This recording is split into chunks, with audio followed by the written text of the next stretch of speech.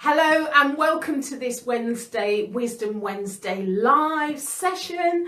Thank you very much for joining me. My name is Janice B Gordon and I'm here to talk to you about customer centricity, but particularly about the people in your business that enable your customers to be profitable. So it's really important to focus on the key people in your business, which are your people. You are a people business. You're not just there for your customers. You actually are there to bring together a collective group of people in order to engage your customers. But if your employees aren't engaged, if you're not engaged in what you do, then you can't expect your customers to be.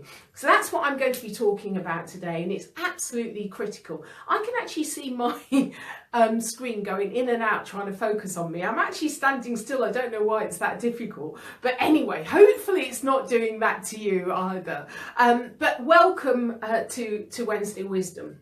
So I help businesses to grow. I give them strategies that will enable them to take them to the next level. I particularly do this through customer engagement, customer journeys, and really understanding, helping them to understand the customer.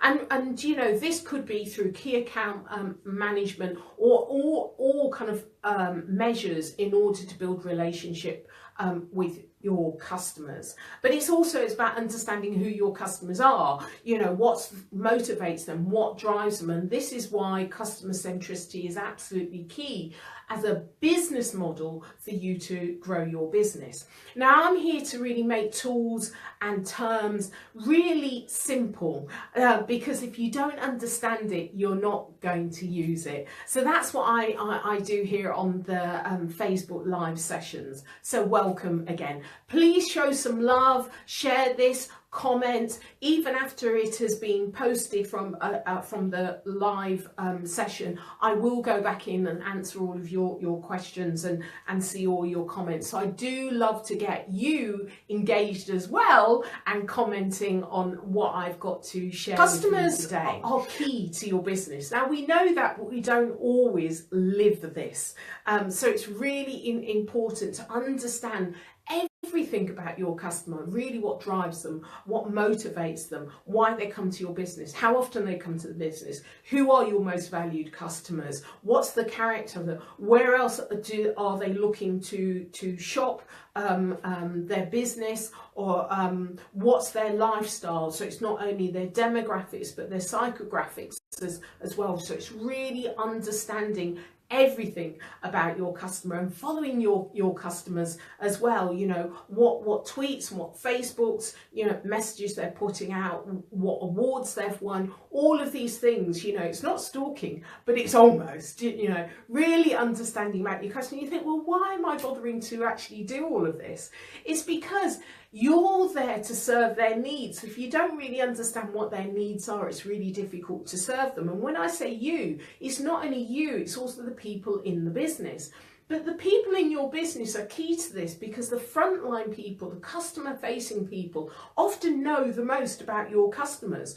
And so one of the problems here is that you have board level decisions that have to filter down through the organisation, and they're not always relevant goals that are actually set. They're not always relevant to the front facing people. And we don't often within these organisations, and perhaps within yours, as the frontline people, the customer facing people, we don't gather the insights and data from them on a regular basis. And that doesn't always filter up to the decision makers that make decisions about how the company is going to drive itself forward and engage with customers. And so this is one of the problems. This really, you've got to engage. You've got to have the systems and processes to engage your employees. You've got to have the systems and processes to gather data and insights. You've got to have the systems and processes to make sure it's not only filtered down, but it filters up. It's really about how the organisation talks to itself, communicates with with itself, learns from itself. There's a real surge in customer centricity, and this is really correlated to a hyper-connected world, the hyper-connected age that we live in.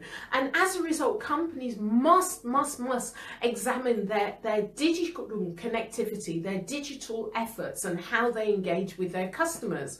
And they aligned to this, they must also look at the company culture within the organization, and that is about how it communicates with itself and how, you know, information filters down and filters back up again as well.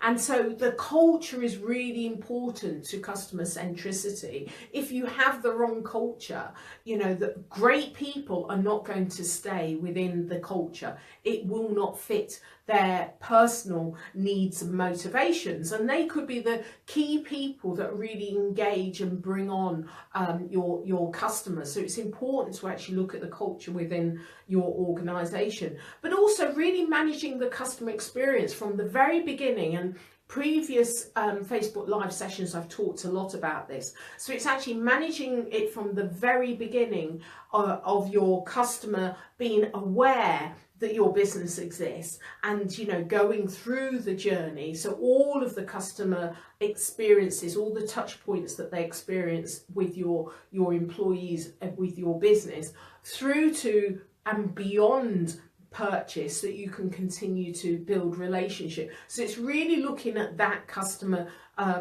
journey, or the many customer journeys that various customers take, and looking at how your business processes, your goals within your organization, how that affects it, how it can improve that. So it's actually, we've talked a little bit in previous sessions about touch points, but it's actually looking at not only the individual touch points, but actually looking at the entire journey, your entire relationship through the lifetime of that customer, all of the engagement that they have with you, and how you can look to improve that. So, you know, small companies have a real advantage over large companies here, and they don't always know that. So if you're running a small business, you have a major advantage over large companies, because smaller businesses are closer to their customers. They often know more about their customers, just naturally know more, because they have less customers. And each of the touch points, each of the opportunities to engage, they will they've designed them, probably the business owners personally designed that, and they may have started their business with personal relationships, and that's why they're a lot closer to what type of customers, how the customers think, really understanding their customers. So it's a real advantage. But as smaller businesses grow, they start to lose track of the things that made them really successful, and larger businesses have such a turnover of employees over the years that they're in business. The things that they start with, it's difficult to maintain that same kind of culture and motivation and individual engagement, because they have so many employees. So they kind of lose touch, and then if they lose touch internally, they're certainly losing touch externally. So, you know, if you are a small business, it's really important to understand the advantages that you have and to leverage those advantages as well, because, you know, it's difficult in business. So anything that you can leverage, you really need to leverage to the absolute max. And so it's really about understanding the expectations that your customers have of you, and making sure that you meet their expectations all the way through. So then it's going back in and looking at not only your relationship with your customer, everyone else's relationship with the customer. And I think last week I talked about a company I worked with, and the salespeople were very much engaged with their end customer, because they were selling to them, they were talking to them all the time. But when the contract went internal to the business through legal and finance, that's when they started losing contracts, because they had no relationship with the end customer, didn't really understand, you know, other businesses, because they were creating systems and processes for their own business, and so that lost some contracts or made contract negotiations really difficult because they had no understanding of the end customer and some of the issues that end customers have in order to process things through their business.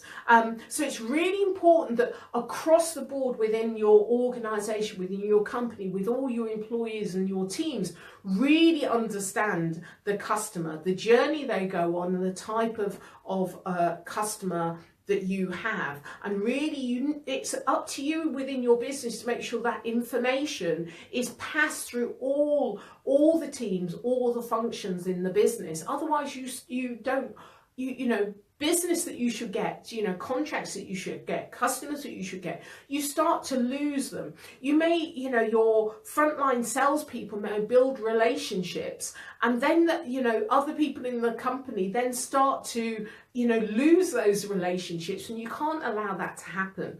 So you need to see not only the frontline staff as being key to managing your customer relationships, key to ensuring that all of the touch points in the entire customer's journey is the best it possibly can be, and that other people within the organization that may not necessarily be front facing really understands the goals of the company, the fact that you are a customer-centric company. It means then the onus is on you to make sure that information is throughout the entire organization.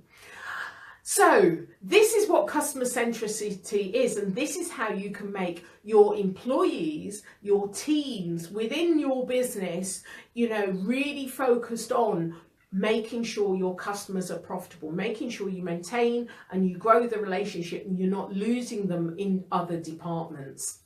So, customers, each and every one of them, they're on a path, and the path to success is through higher engagement, not only externally, but internally as well. And that's through all of the functions of your company, your business, your organization.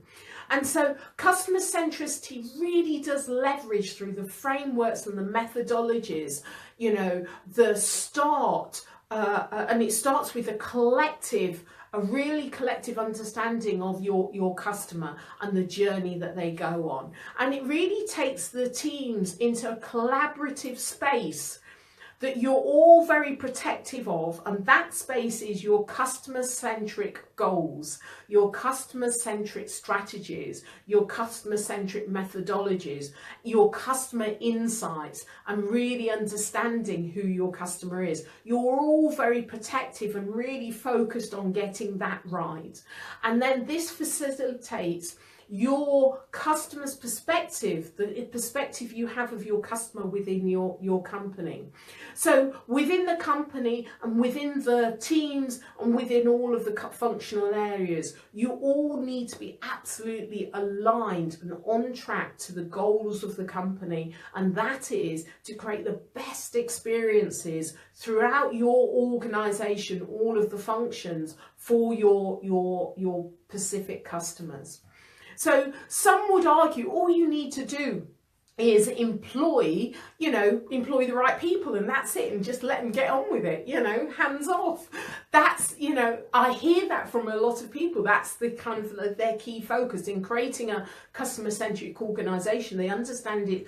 The key to that is the people, but they think it's just hands off, employing the right people and letting them get on with it. It's not. It's more about the function of customer centricity overlaid on all the other functional areas. It's really about having a key sponsor. It's really about having all the systems and processes that align to that one goal. So, and having the culture so that when you employ the best people, they have a shared vision along with everyone else of what they're trying to achieve, and they know what they need to do because all of the behaviors, all of the systems, all of the processes, the goals align to that shared vision. So people just know what they're here to do, and they really engage with it.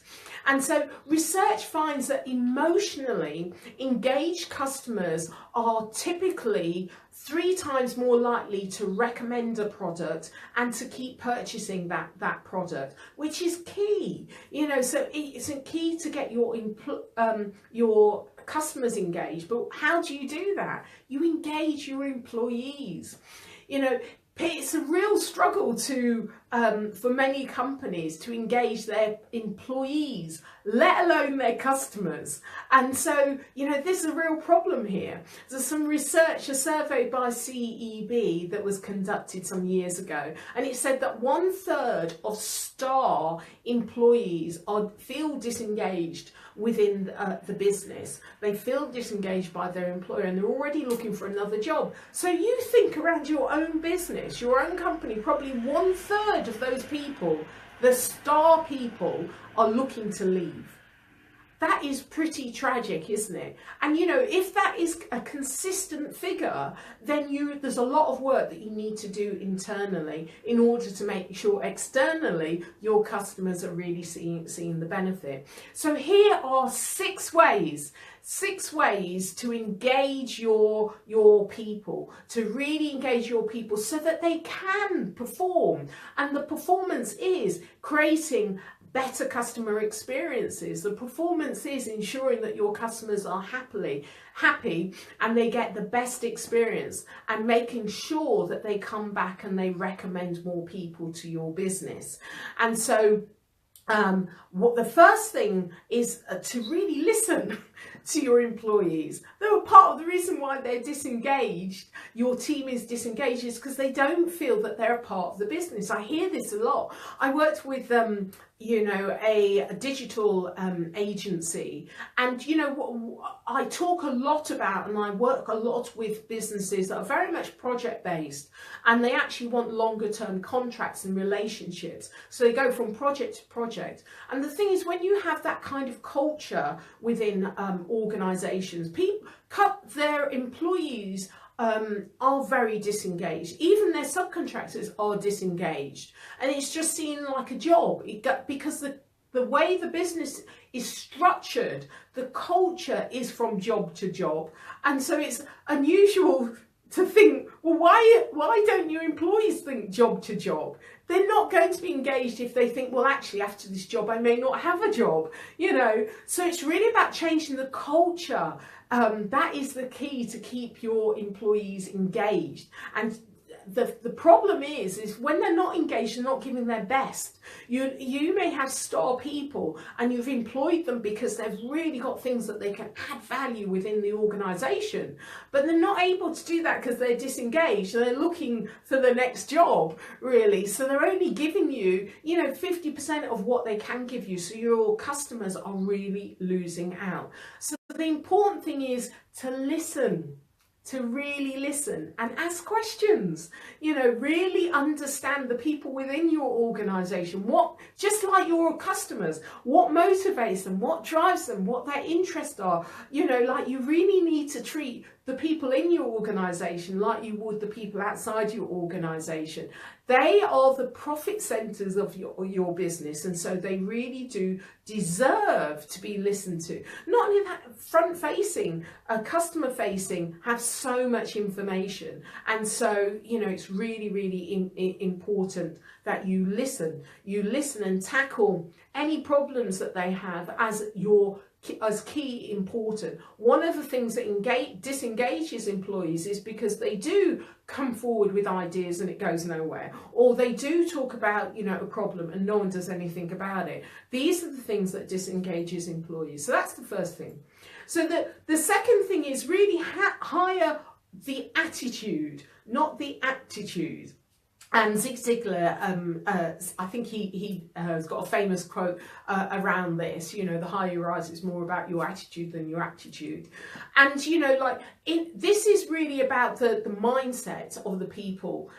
If they have the right mindset, if they have the right behaviours, then you can teach them the skills. it's easy to teach skills, but it's not easy to teach behaviours, to teach mindset, because that has come over a long period of time, long before you knew that person. So you really need to recruit for aptitude. You know, this really builds on their strengths, their key area of strength. So when you're recruiting, it's really about understanding that that's what you're looking for.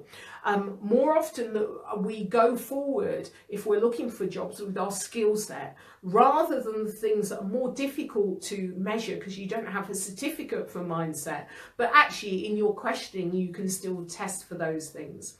The third area is to really build motivation by instilling a shared sense of purpose. And I talked about this a bit before, really, and this is about having, you know, the customer-centric culture and all of the goals aligned to that customer objective. Really is to, and you need to have the statements in place, like the developing a customer service strategy, you know, so that you all understand what is the ultimate that you're aiming for in terms of pleasing your customer, in terms of the customer experience. What does it look like? What does it smell like? You know, what does it feel like? How do you make the customer feel? You know, for the entire journey, that's the important thing. So you need to kind of like think about that, negotiate that, and write that out. And then for each of the departments, so what does that feel like in finance? What does that look like in finance? What would a customer say to a finance manager if that experience that they had was excellent? What does it mean? You know, so it's really important to have the detail of that so that everyone really understands, you know, how the customer should feel when they interact with each of the different functions. So that's really important. So it's having that shared vision. So you've got to create that, and then you've got to communicate that. So the fourth thing is really tapping into the creativity of each individual employee. And we all have a level of creativity, and it's really about understanding what that is. But also, when you tap into that, you can allow them to be autonomous, to make decisions for the company. Bearing in mind they must have the shared vision first of all, but you know, it enables them to take responsibility for their customer at that particular touch point when they're interacting with the customer, by having a real understanding of the creative instincts of that employee. They're not going to veer off track if they have a shared understanding of what they're aiming for, and they really understand the business culture that they're living in. So they know how far they can go without actually giving them rules. You're actually giving them the shared values of what you want to gain. But it's also about rewarding the people, openly rewarding the people that actually are being creative within the organisation. So you're rewarding them for that. So it will encourage other people to do the same. And so the fifth thing is really tying your performance to the standards that you want to be demonstrated. Okay, tying the performance, individual goals. I see this a lot, you know, with sales teams, in the way that they're rewarded and the incentives that they're given. It's very much short-term thinking, and many companies make this mistake. They make the mistake of creating performance measures based on short-term results, but they actually want long-term thinking. Customer centricity is a long-term business model. It's about moving an organisation and aligning it with your customer. And so you constantly need to gather data and insights about your customer, because without that, it's like feeling that the business doesn't exist, won't survive. You know, it's almost like fuel to the organisation, and it's really about understanding that you know, the closer you are to your customers, the better your relationships, the better partnerships that you have, then you feel happy, and you feel as an organisation, and your organisation is sick or unhappy when they feel that they are disengaged, that they don't have enough information. So they're motivated, they're driven, to actually go out and gather more insights, to ask more questions, to be more open as an organization. So, if you're going to reward people, you need to reward people for that. So salespeople are rewarded for building relationships. They're rewarded for actually having relationships with more people within one organization, or actually bringing on relationships that you already have. So you need to be able to measure those things, really. And these are things that don't take a week, they can take years. So this is where the long-term thinking is. You set a goal that you want to do business with a particular company or a particular client, and you don't know them, so it's from a standing start, that it's a zero. So you then develop a strategy as how you're going to understand what they're like, their psychographics, but also you set up strategies and put in place how you're going to start to pop up on their radar, what things, whether it's content, marketing, whatever it may be, how you're gonna attend the same kind of conferences, how you're going to keep popping up on their radar. Then the next thing may be that you're going to send them directly some information that you absolutely know they're interested in, because you've been following their information that they've been giving out for a long time. So you're really designing a piece of content that is just for that particular client. And then you're going to start to engage with people around them, their circle, and so that hopefully your name pops up to them, not directly from you but from other people. And then it may be you contact them directly, and so you continue to build the relationship. You're not contacting them to sell, you're contacting to find out more information about them, because you're interested and why you're interested in all of these things. So that may be, that's just one of the things that I do with businesses. So it's a strategy that is long-term thinking. You need to decide on who you want to engage, and really kind of like set your stall out as to how you're going to do that. And then you've got to reward the people within your organization for actually doing it. And then the sixth thing is really kind of like tracking and publishing results. And this is really about transparency, it's about engagement, it's about ownership, it's really about developing a positive peer pressure, so that you're rewarding and encouraging people to do what's right for the organization and what's right for your customers. And if it's not right for your customers, it wouldn't be right for your organization. So by tracking people's results, rewarding them for it, but also openly publishing them to everyone else within the organization as well, it creates the right kind of culture that we're all in it together. So these are the 6 things that becoming a customer-centric organization, but really engaging your employees, your teams, your functions, across your functions, in order to think and be more customer-centric. It takes a top level down and a bottom level up way of communicating with one another, and way of designing the right strategies for your customers. And it's not about doing it in a vacuum, it's really about understanding that the whole organization needs to be on it, needs to be engaged in it. So how are you going to engage your employees, your teams, your functions? What strategies have you created? And the ultimate reason for doing that is to engage your employees, to engage your customers. So your employees are the key to making your customers profitable.